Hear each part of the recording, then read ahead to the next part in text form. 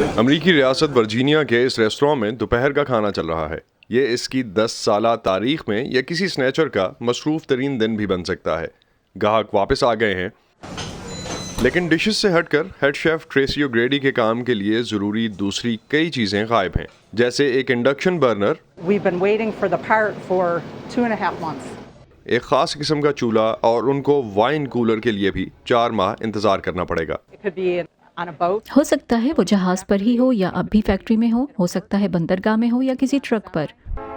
COVID-19 نے چین سے آنے والی اشیاء کی ترسیل میں بڑی تاخیر پیدا کر دی ہے. اس کے علاوہ امریکی بندرگاہوں پر درجنوں مال بردار بحری جہاز ساحلوں سے پرے پانیوں میں انتظار کرنے پر مجبور ہیں.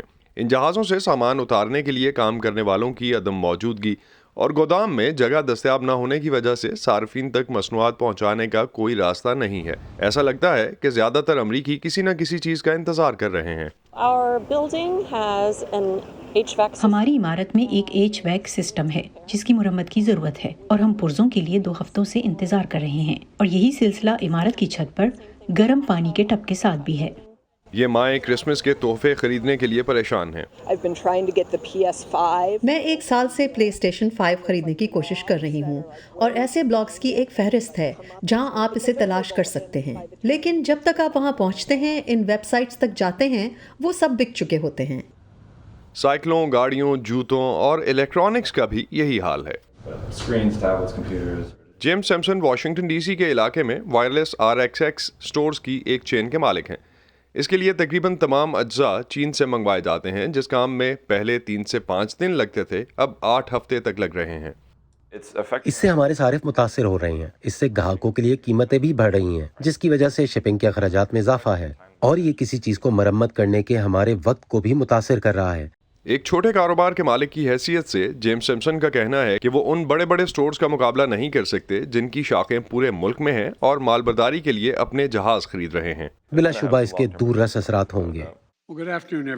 صدر جو بائیڈن کا کہنا ہے کہ کیلیفورنیا کی بندرگاہیں 24 گھنٹے کام کرنے پر تیار ہو گئی ہیں اور وہ ہفتہ وار چھٹی بھی نہیں کریں گی تاکہ رکے ہوئے سامان کو کلیئر کیا جا سکے. اس کے علاوہ ان کا کہنا ہے کہ امریکہ کو اب امریکہ کے اندر سرمایہ کاری کرنے کی ضرورت ہے.